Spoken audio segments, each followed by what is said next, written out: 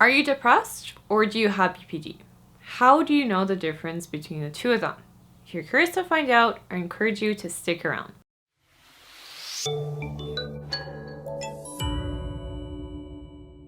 Hello everyone and welcome back to my channel. For those of you who are new here, my name is Kayla. This is my cute cat Tuna and I make videos about all things BPD, which I release every Monday. So if that sounds good to you, be sure to hit the subscribe button down below as well as the bell notification up top. Okay, so today I want to talk about the difference between borderline personality disorder and depression, because we know that depression is actually a symptom of BPD. And so how do we distinguish if we're actually depressed or if this is just a subset of having borderline personality disorder? As we know, borderline personality disorder is a mental illness characterized by things like impulsivity, emotional dysregulation, interpersonal difficulties, a lack of clear sense of self, and is often accompanied by things like suicidal ideation or self-harm. Because of the complex nature of BPD, we often see a comorbidity with other mental illnesses, namely major depressive disorder, which we see in 83% of those who have BPD. Because there's such a high incidence of folks who have BPD with this comorbid major depressive disorder, it can be challenging to distinguish whether or not we are actually depressed or if this is just a symptom of having BPD. Now, the significant symptoms which overlap between BPD and major depressive disorders are the following, which I will just read off my screen here. So feeling sad or having a down expression, suicide risk or self-harm, affective instability, temper outbursts, being irritable, feelings of emptiness. We also have stress-related paranoia and dissociation. So we can really see how there is a big semblance between the two. And if you just read the symptoms like that, it would be impossible to know if you're describing someone who has BPD or someone who is depressed. Now, even though there's a lot of similarities between BPD and depressive symptoms, experts have noticed that the way in which the depressive BPD presents itself is different from the typical depression. So typically when we see someone who is depressed, it's associated with feelings of sadness and guilt, whereas depression in BPD is associated with feelings of anger, a really deep shame, so feeling like a fundamentally terrible person, and feelings of loneliness and emptiness. The most important thing in helping you determine whether or not your depression is just a symptom of BPD or if this is a separate disorder by itself is to look at whether your depressive feelings or the feelings of guilt and sadness are triggered by interpersonal losses. What I mean by this is that is there an identifiable trigger in response to the loss or the interpersonal conflict? Now, things like rejection, abandonment, or the end of relationships. I know personally for me, this feeling of being depressed is clearly a symptom of BPD.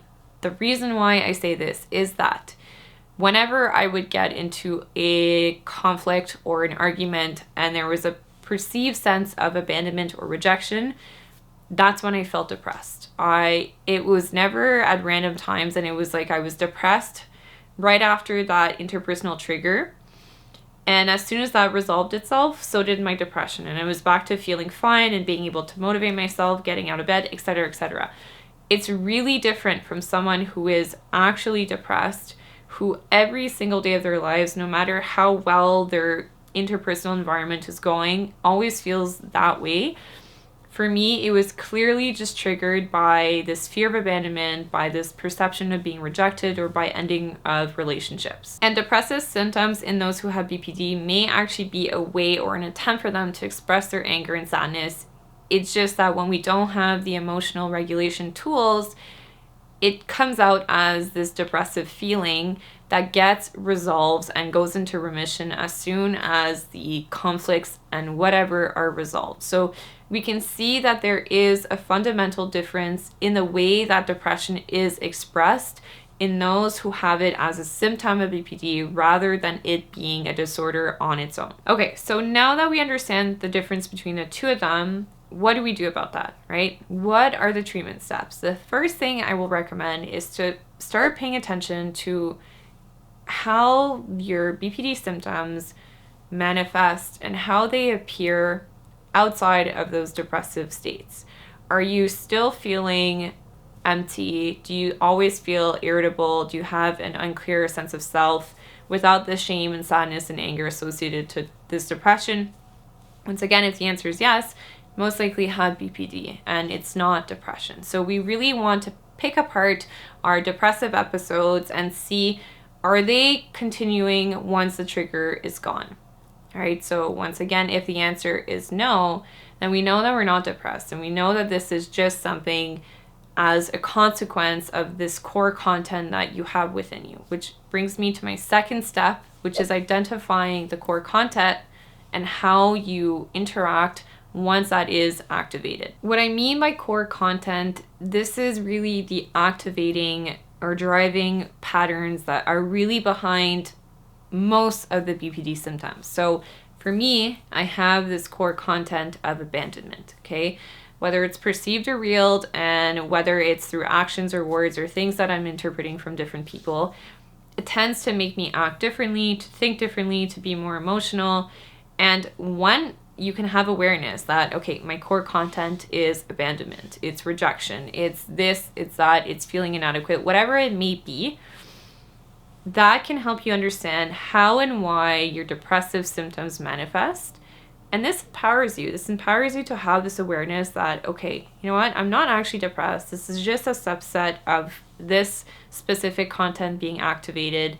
What can I then do to help alleviate those situations? Can I reduce them? Can I remove myself? So having this awareness of the core content is that second step to help you understand how the depressive states are triggered. And then the next step would be what to do about that. The third step is really learning those effective coping strategies. DBT is an awesome therapy that is really made for people who have BPD to help us alleviate this core content and to give us more effective coping tools so that we don't fall into these depressive states and that we don't do things that are impulsive and damaging to ourselves and others. So things like practicing mindfulness. Mindfulness can help you anchor yourself when you're feeling really activated and triggered. It can give you this wisdom of when to remove yourself from situations, and it can help you feel more calm and relaxed and open during difficult conversations or situations. So mindfulness is an awesome tool. All of the DBT distress tolerance tips, right? So the tip skill, changing the temperature of your skin, doing intense exercise, paced breathing, looking at a pros and cons of acting on our urges and impulsive. So there's a bunch of different things. I'll just put some of my past videos that I've done on those just above here. But really developing those effective coping skills is what is going to help us work through those core content activating situations, which in the past has made us spiral into this depressive state. And the last step is really to seek support. So whatever that looks like for you, whether that's a therapist, a life coach, a good friend, parents, a guidance counselor, whatever it may be, just to have someone help you work out the different skills, how to apply them to your life, help you identify your blind spots, because we all have them.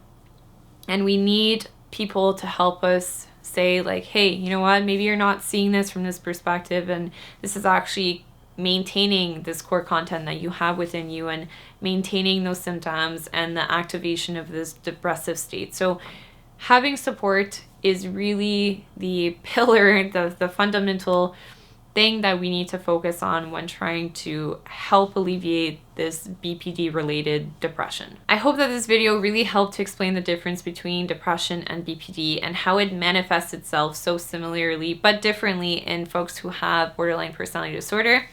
As always, if you have any tips or things that have worked for you, I would love to read them in the comments down below. So just leave a comment. I always read and respond to all of them. It's honestly one of my favorite parts of having this channel. And the last thing here I will say is the best way to support my channel is to share my videos. The more people see them, the more that we spread awareness about BPD. And this is really the main focus, the main thing I'm trying to do with my channel. Thank you so much for being here with me today. I will see you next time for another episode of On the Line.